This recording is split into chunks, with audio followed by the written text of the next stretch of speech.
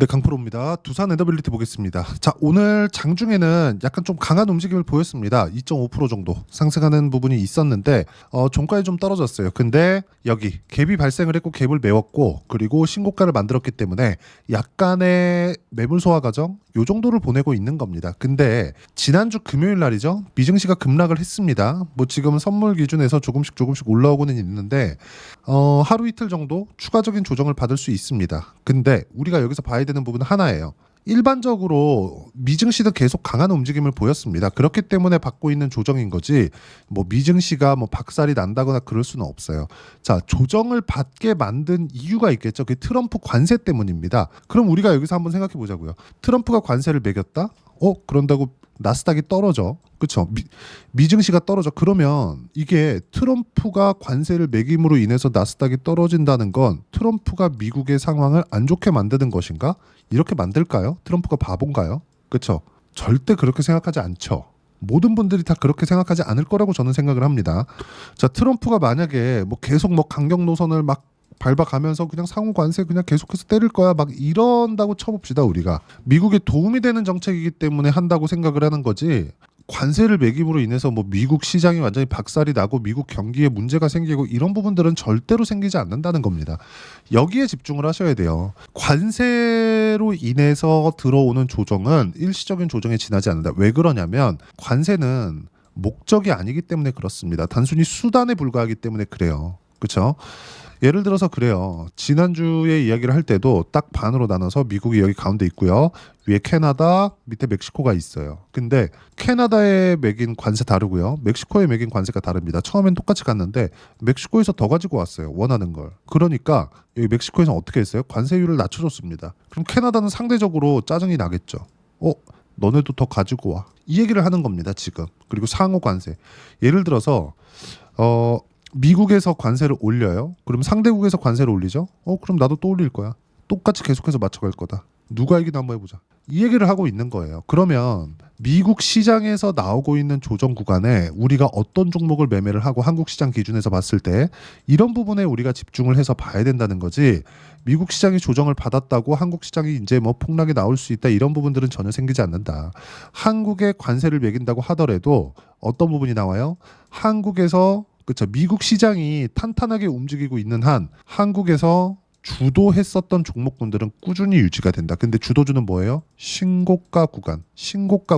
그렇죠? 신고가 구간에 있는 종목군들만 우리가 골라서 매매를 해야 될 필요가 있습니다. 그 중에 하나가 두산 에너빌리티입니다. 이거 말고도 제가 주도주라고 이야기를 했었던 종목군들이 있습니다. 알테오젠이나 이런 종목군들이에요. 알테오젠까지만 한번 보시죠. 알테오젠 보면 어때요? 그렇죠? 11월 달에 너무 많이 올라서 조정 구간이 있기는 했지만 지금 딛고 올라오고 있는 상황이 된다는 점. 알테오젠 영상도 제가 계속해서 올려드리고 있으니까 이것도 확인해 보시면 되고요.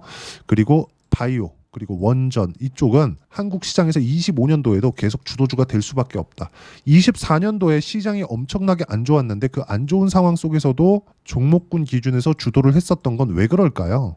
앞으로 좋은 내용이 있기 때문에 그렇다. 두산 에너빌리티가 앞으로 좋은 내용이 있는 건 뭐예요? SMR, 즉 뉴스케일 파워와 연계가 되어서 뉴스케일 파워의 기자재 납품을 실제 하고 있거든요. 그러면 뉴스케일 파워의 경쟁사 웨스팅하우스, 뭐 테라파워 이런 쪽입니다. 즉 지금 체코 쪽을 포함해서 뭐 슬로베니아나 이쪽, 즉 유럽에서 지금 진행하고 있는 원전을 계속해서 늘리고 있거든요. 그러면 이쪽에 한수원이 포기한다 그랬어요. 왜 포기했을까요? 웨스팅하우스에 밀려서. 근데 두산 에너빌리티는 이쪽하고는 그렇게 크게 연관이 없다는 겁니다. 물론 하면 더 좋지. 기자재 납품이 더 많이 될 테니까. 근데 여기하고는 크게 뭐 유럽 쪽이나 이런 부분 때문에 주가가 올라간 게 아니다. 유럽이나 이런 쪽 때문에 주가가 올라가는 거였다면 작년에 체코 원전 수주를 했을 때 그냥 여기서 딛고 갔어야 됩니다. 근데 그런 부분이 나왔나요? 전혀 아니죠. 그리고 나서 지금 미국에서 AI 관련된 내용이 지속되고 전기 부족 사태가 지속되는 상황이 계속 나오고 SMR의 주가가 유지되고 있으니까 두산 에너빌리티가 강세 구간으로 돌려 세운 거고, 무엇보다 중요한 내용은 두산 스코다 파워죠. 두산 스코다 파워가 체코 증시에 상장을 하면서 뭐가 나왔습니까? 딱 하나예요. 체코 증시에 상장을 하면서 더 이상 두산 그룹 내에서 거버넌스 문제, 뭐 분할합병이나 이런 부분들 있죠. 이런 부분들은 더 이상 생기지 않는다는 거죠. 그러면 두산에너빌리티가 실적이 좋아질 때까지 올라갑니다. 실적이 좋아지면 주식 더 사세요. 이게 아니라 실적이 좋아지는 거 보잖아요. 원전 관련된 실적이 인식되기 시작하면 끝이에요. 그러면 우리가 여기서 실적을 한번 봐야 될 필요가 있겠죠. 실적 보면 이래요. 지금 연결 실적으로 보면 밥캣의 실적이 같이 붙어 있기 때문에 여기 보시면요. 1조 4천억, 1조 이렇게 나옵니다. 그렇죠? 근데 별도 실적으로 보면 밥캣의 실적이 빠진 거예요. 19년 적자, 20년 적자. 이때는 이럴 수밖에 없겠죠. 원전을 죽이고 있었으니까. 근데 21년도부터 돌려 세우기 시작했고 22년도에 850억, 23년도에는 4,549억. 그렇죠? 그리고 별도 실적 아직 집계가 안 되어 있는데 연결로 봤을 때 23년보다 24년도의 실적이 떨어졌어요. 그렇다는 건 뭐예요? 주가 상승이 더 나올 수 있다. 실적은 나오기 시작하잖아요. 주식은 더 이상 위로 못 갑니다. 절대 못 갑니다. 왜? 주가가 먼저 올라와 있으니까. 제가 이해를 돕기 위해서 하이닉스를 한번 보여드릴게요. 하이닉스 실적을 보면 24년도 실적 23조입니다. 두 달 전 24년도였잖아요. 23조예요. 역사상 사상 최고치의 실적을 냈습니다. 창사일의 최대 실적이에요. 그렇죠? 왜 그래요? AI 때문에.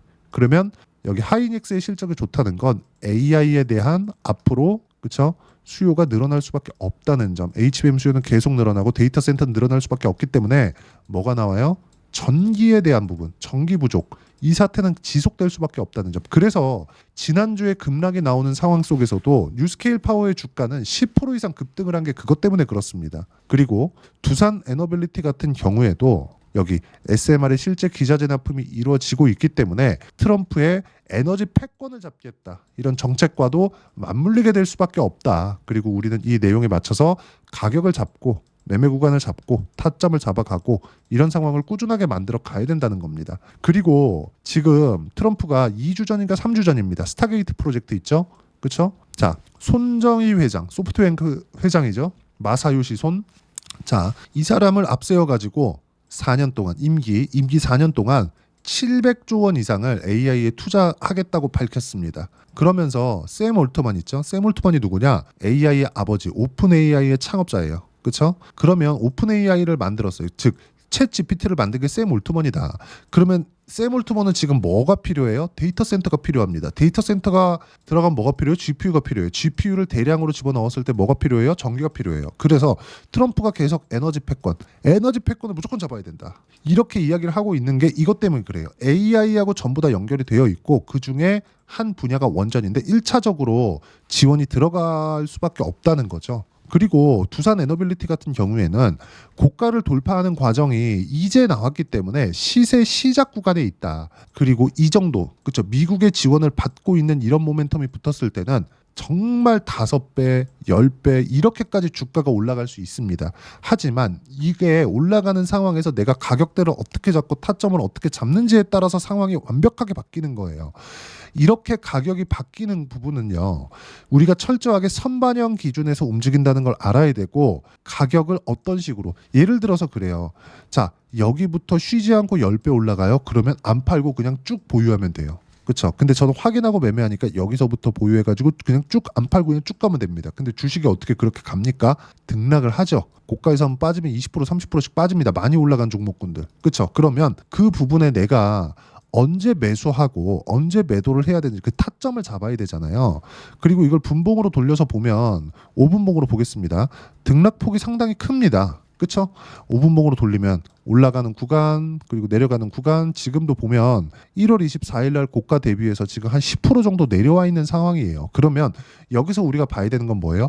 언제 다시 매수할래? 그렇죠? 그게 지금이고 정확하게 디테일한 분석을 위해서 그리고 실시간 그 상황을 어떻게 받아들여야 되는지 미증시의 상황하고 맞춰서 그 부분을 여기 소통방에서 무료로 공유를 하고 있습니다. 자, 소통방에서 진행하는 내용들은 시장에 대한 판단 그리고 주도주를 어떤 식으로 공략을 할 건지 그 부분에 대해서 이야기를 드리는 거고 이런 모든 내용들을 소통방에서 무료로 공유를 하지만 시장에 대한 판단까지 제가 함께 드리고 두산에너빌리티를 포함해서 주도주군의 모든 실시간 타점을 공유를 해드립니다.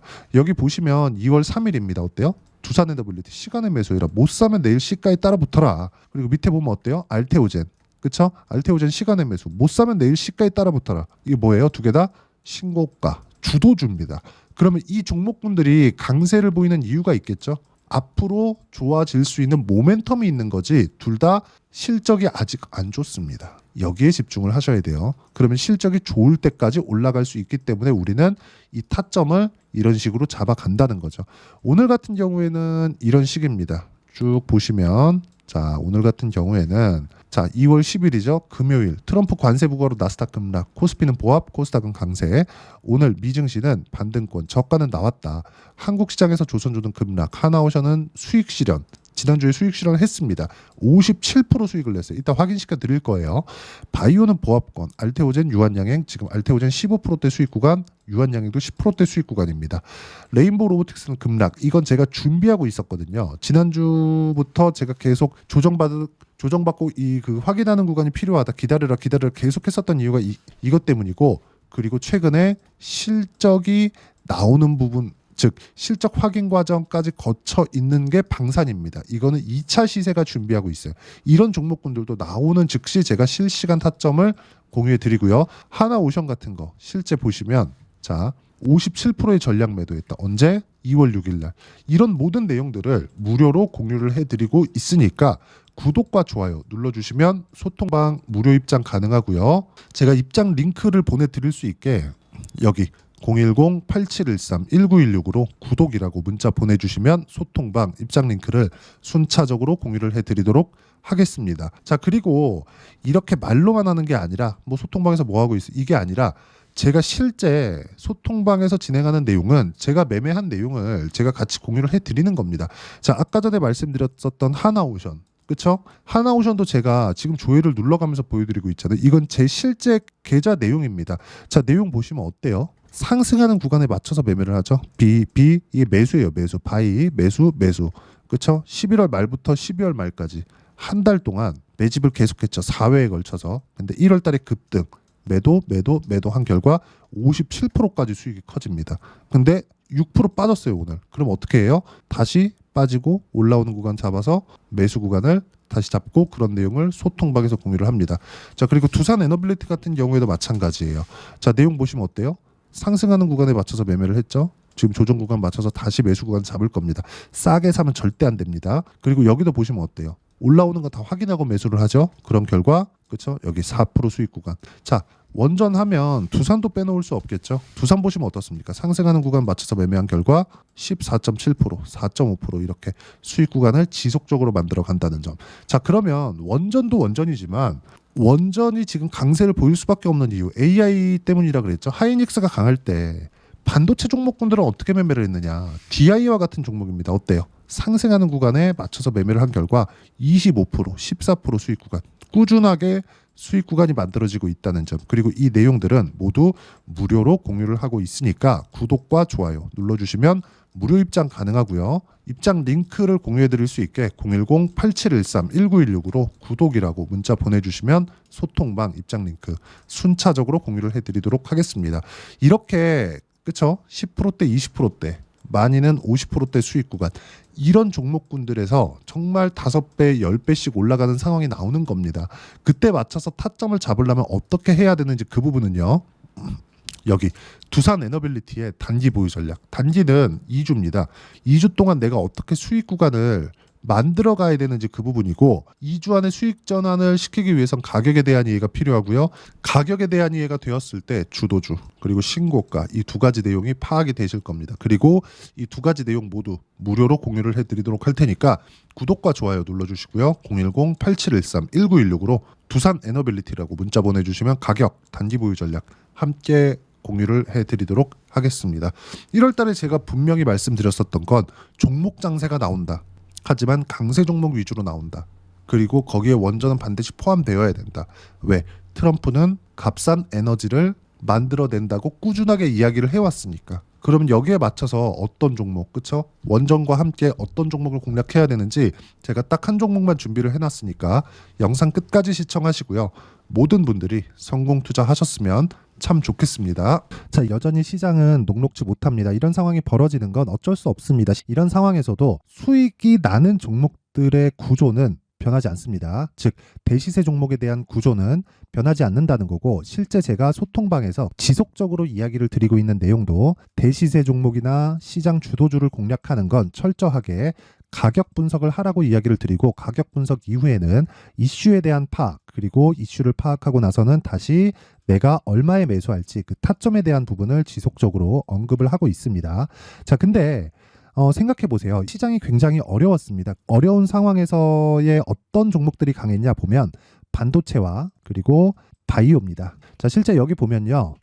HLB에 제가 실제 매매한 내용을 띄워놓고 보여드리고 있는데 1월 22일부터 매매를 시작해서 4일 동안 31%의 수익 마감이 됐고요. 그리고 여전히 신고가 종목입니다. 자, 그리고 그 다음 어보브 반도체, 이름을 보시다시피 반도체 종목이죠. 그리고 AI 반도체는 지속적으로 강세를 보이고 있습니다. 이 종목도 신고가를 먼저 달성한 이후에 제가 21%의 단기간에 21%의 큰 수익을 내고 마감이 됐습니다. 다시 재공략을 준비하고 있고, 이런 부분은 소통방에서 다 공유를 해드립니다. 자, 그리고 코세스. 자, 코세스 같은 종목도 당연히 그쵸, 신고가 종목이고요. 그리고 반도체 종목입니다. 이 종목도 영업일 기준에서 이틀 동안 대략 한 15%의 수익 마감이 됐습니다.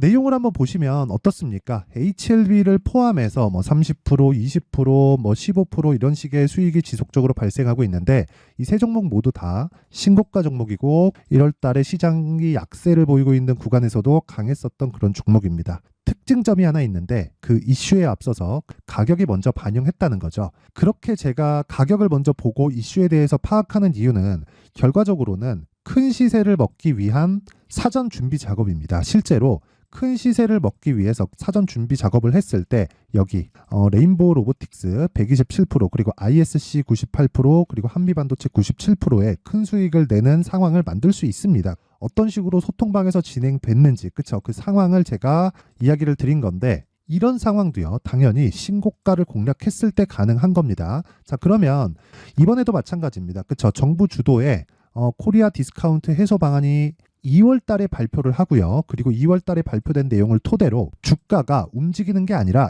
이미 움직인 내용이 있죠. 실제 이 내용은 크게 중요한 게 아니라는 겁니다. 실제 움직인 내용을 보면, 자, 기아차입니다. 실제로 12월 달에 신고가를 만들어 놓고 정부에서 입김을 불어 넣으니까 순식간에 기아차를 포함해서 현대차 같은 거대 기업들의 주가가 2주도 채 되지 않아서 40% 정도의 큰 시세를 냅니다. 자, 그러면 우리는 어떤 종목을 봐야 될까요? 이슈를 파악해야 되는 것도 맞지만 철저하게 가격에 맞춰서 매매를 해야 되는 게 당연히 중요합니다. 정부가 주도하는 정책 방향이 있겠죠. 그 방향에 맞춰서 우리가 종목을 찾을 필요가 있다.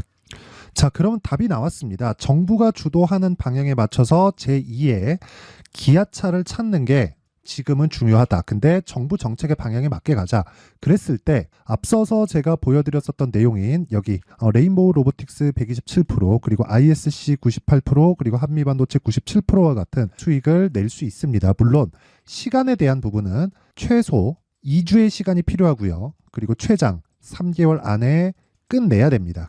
자, 기아차의 시세를 보셨던 것과 같이 2월 달에 정부 정책의 방향이 결정되고요. 바로 3월 달이면 시행입니다. 자, 그러면 우리는 거기에 맞춰서 당연히 종목을 찾아야 되고, 제가 제2의 기아차를 찾아놨습니다. 제가 아까 전에 소통방에서 이야기를 드렸었던 내용 다 공개를 해드렸는데, 그 내용처럼 종목만 받고 싶다 하시는 분들은요, 상단에 있는 제 전화번호로 대시세, 자, 대시세라고 문자를 보내주시면 정부 정책의 방향에 맞는 종목을 모든 분들에게 무료로 공개를 해드리도록 하겠습니다. 자, 제가 원하는 건 채널 성장이 목적입니다. 자, 그래서 구독과 좋아요 꼭 좀 부탁드리고요. 모든 분들이 정부 정책에 맞는 방향으로 매매를 이어가서 큰 수익 보셨으면 좋겠습니다.